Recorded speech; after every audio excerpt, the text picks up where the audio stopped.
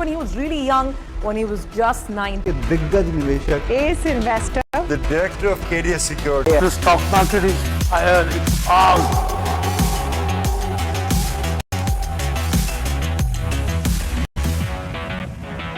साल 1973 में 14 साल का एक मिडिल क्लास लड़का जिसके फादर और ग्रैंडफादर दोनों स्टॉक ब्रोकिंग का काम करके अपने जिंदगी का गुजारा किया करते थे और अचानक उसके पापा हमेशा के लिए उसे छोड़ के चले जाते हैं। उसके फादर की डेथ हो जाती है। वो पढ़ाई में इतना अच्छा नहीं होता है और अपने 10th की एग्जाम में भी फेल हो जाता है और वो अपने ग्रैंडफादर के साथ रहकर स्टॉक मार्केट के बारे में थोड़ी जानकारी हासिल कर लेता है। उसके अंदर ट्रेडिंग का एक पैशन डेवलप होने लगता है, लेकिन उसकी एज काफी कम थी और दिन बीतने के साथ फाइनली वो जब 19 साल का हो जाता है ट्रेडिंग स्टार्ट कर देता है और ट्रेडिंग में वो काफी अच्छे प्रॉफिट बनाने लग जाता है और जल्द ही उसे लगने लग जाता है कि वो ट्रेडिंग को पूरी तरह से मास्टर कर चुका है। वो हर दिन ट्रेडिंग करता था और वो जितने भी पैसे बनाता था वो अगले दिन एक ट्रेड में सारे पैसे लगा देता था। हमेशा की तरह वो एक दिन भी इसी उम्मीद में वो अपने सारे पैसे लगा देता है कि इस ट्रेड के बाद वो पक्का करोड़पति बन जाएगा, बट इस बार उसे लॉस का सामना करना पड़ता है और उसके सारे पैसे डूब जाते हैं और साथ में अपने तो लॉस करता ही है, उसके साथ साथ वो कर्ज में भी डूब जाता है और उसे 15 दिन के अंदर वो कर्जा भरना था। कुछ रास्ता न दिखने के बाद वह अपनी मम्मी की ज्वेलरी सेल करके उस कर्जे को भरता है और इस घटना के बाद वह डिसाइड करता है कि वो ट्रेडिंग को हमेशा के लिए छोड़ देगा। अब वो कुछ काम ढूंढने लगा, लेकिन उसकी माँ ने बोला कि कुछ बड़ा सोचो। इसके कुछ महीने बाद वो फिर से ट्रेडिंग करना स्टार्ट कर देता है और वो प्रॉफिट तो बनाता है, लेकिन उसके एक गलत ट्रेड के कारण वो फिर से लॉस में चला जाता है और आखिर में वो थक हार के ट्रेडिंग छोड़कर लॉन्ग टर्म इन्वेस्टमेंट के बारे में सोचता है और यही सोचकर साल 2004 में वो अपनी सेविंग को 3 कंपनियों में इन्वेस्ट कर देता है। वक्त बीतता है, लगभग 10 साल के बाद उन कंपनियों की प्राइसेस लगभग 100 गुना बढ़ जाती है, जिसके कारण उसका करोड़ों में प्रॉफिट बनाने का सपना पूरा हो जाता है और ये शख्स कोई और नहीं 1700 करोड़ प्लस का मालिक विजय केडिया थे। तो आखिर ये स्टॉक मार्केट है क्या चीज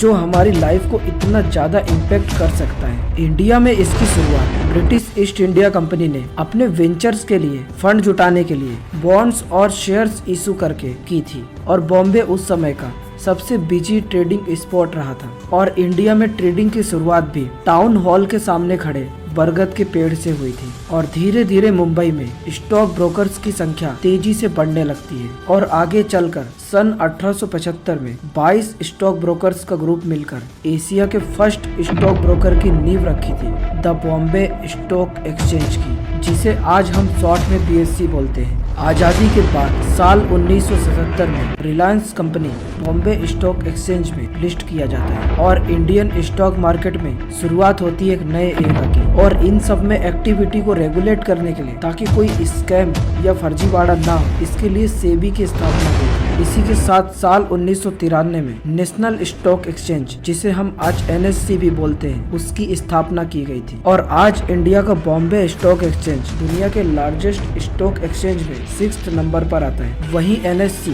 दुनिया का 7th लार्जेस्ट स्टॉक एक्सचेंज बन चुका है। लेकिन हम डेली सुनते हैं निफ्टी इंडेक्स बढ़ गया या सेंसेक्स कम हो गया, तो ये सब क्या फंडा है, इसे भी थोड़ा सा समझते हैं। तो उदाहरण के लिए मान लेते हैं आपकी एक फास्ट फूड की दुकान है जिसमें दूसरे एरिया के भी लोग विजिट किया करते हैं, तो आपको लगता है कि जिन एरिया से लोग ट्रेवल करके इतनी दूर तक आ रहे हैं वहीं पर क्यों ना एक शॉप और खोल दी जाए। तो आप आपके पास जितनी सेविंग्स है उससे लेकर और कुछ अपने दोस्तों और रिश्तेदारों से पैसे लेकर के उस जगह में भी एक नई शॉप ओपन कर देते हैं और आपकी दूसरी शॉप भी सक्सेसफुल होती है और लोगों की भीड़ और बढ़ती जाती है। अब आप सोचने लग जाते हैं कि कुछ तो बात है मेरे फास्ट फूड की दुकान में, तो आप अपने सिटीज के हर मेजर एरियाज में एक एक शॉप ओपन करने लग जाते हैं और इस पूरे सेटअप के लिए आपको काफी पैसों की जरूरत पड़ेगी जो अब आपके दोस्त और रिलेटिव्स के पास भी नहीं होंगे। फिर आप सोचते हैं क्यों ना जो बड़ी संपत्ति वाले लोग हैं उनसे कांटेक्ट किया जाए और अपनी शॉप का या अपनी जो बिजनेस है उसका कुछ शेयर उन्हें दे दिया जाए। अब आप उनके पास जाते हैं, अपने फास्ट फूड के बारे में सब कुछ बताते हैं, वो इसको डिटेल में समझते हैं और आपको पैसे देने के लिए तैयार हो जाते हैं। जैसे कि आज का जो एक शो है शार्क टैंक, उसमें दिखाया जाता है। अब आप वो पैसे लेकर के अपने सिटीज में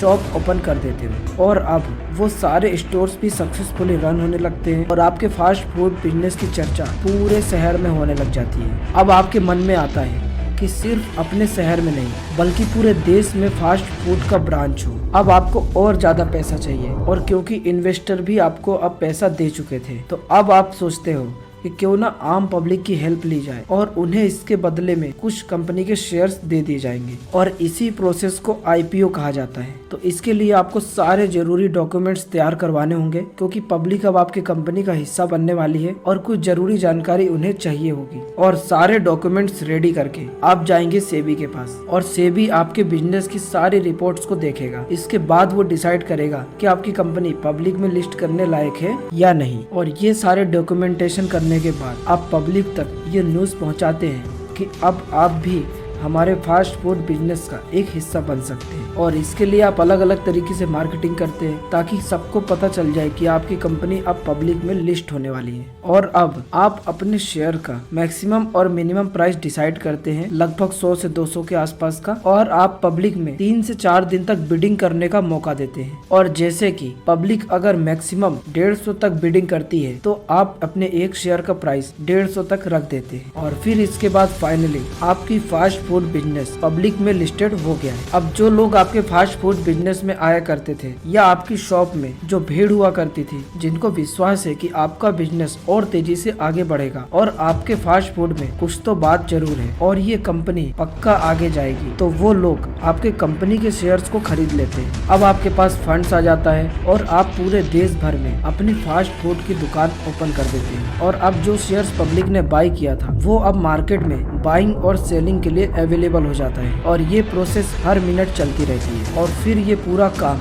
डिमांड एंड सप्लाई पे चलता है। मान लीजिए 10 लोग आपके शेयर्स को बेचना चाहते हैं, लेकिन खरीदने वाले 20 लोग हैं, तो आपके शेयर्स की डिमांड बढ़ जाएगी और इससे आपके शेयर्स की प्राइस भी बढ़ जाएगी। उसी तरीके से यदि 10 लोग आपके शेयर्स को बेचना चाहते हैं लेकिन 5 लोग ही है जो कि शेयर्स को खरीदना चाह रहे हैं, तो इससे डिमांड घट जाएगी और प्राइस में भी कमी आ जाएगी। और ये डिमांड और सप्लाई आपके ही शॉप पे डिपेंड करता है कि आपके प्रोडक्ट की क्वालिटी मेंटेन हो पा रही है या लोगों का फीडबैक क्या आ रहा है अभी के टाइम पर। ये सारे फैक्टर होते हैं। इसके साथ ही कुछ एक्सटर्नल चेंजेस भी हो सकते हैं, जैसे कि पॉलिटिकल चेंजेस हो गया, या कोई इकोनॉमिक कंडीशन खराब हो गई, या कोई न्यूज आ गई, और भी बहुत सारे फैक्टर। और हमारे भारत देश में एक और फैक्टर काम करता है कि यदि 10-15 लोगों ने मिलकर आपको बोल दिया कि ये कंपनी खराब है, इसके शेयर्स बेच दो, तो आप फटाक से वो शेयर बेचने लग जाते हैं। और भी बहुत लोग आपको देख करके शेयर बेचने लग जाते हैं, तो कंपनी के शेयर्स की कीमत घटने लग जाती है। अब इसमें आपने 2 इंडेक्स को देखा होगा। एक होता है निफ्टी इंडेक्स, जो कि भारत में लिस्टेड टॉप 50 कंपनियों को ट्रैक करती है। वहीं बीएससी भारत में लिस्टेड टॉप 30 कंपनीज के परफॉर्मेंस को ट्रैक करती है। यानी कि अगर एनएससी की टॉप 50 कंपनीज अच्छा परफॉर्म कर रही है तो भारतीय अर्थव्यवस्था भी अच्छी चल रही है। अब आप स्टॉक मार्केट का पूरा फंडा समझ गए होंगे और आपको स्टॉक मार्केट में इन्वेस्ट करना कितना जरूरी है और क्यों करना चाहिए। इसके लिए मैंने एक वीडियो बनाया है, जिसका लिंक मैं आपको नीचे डिस्क्रिप्शन में दे दूंगा, आप उसे भी चेकआउट जरूर कीजिएगा। तो यहाँ तक का वीडियो आपको कैसा लगा कमेंट में जरूर बताएं। वीडियो यदि आपको पसंद आया तो आप लाइक करें एंड थैंक्स फॉर वॉचिंग।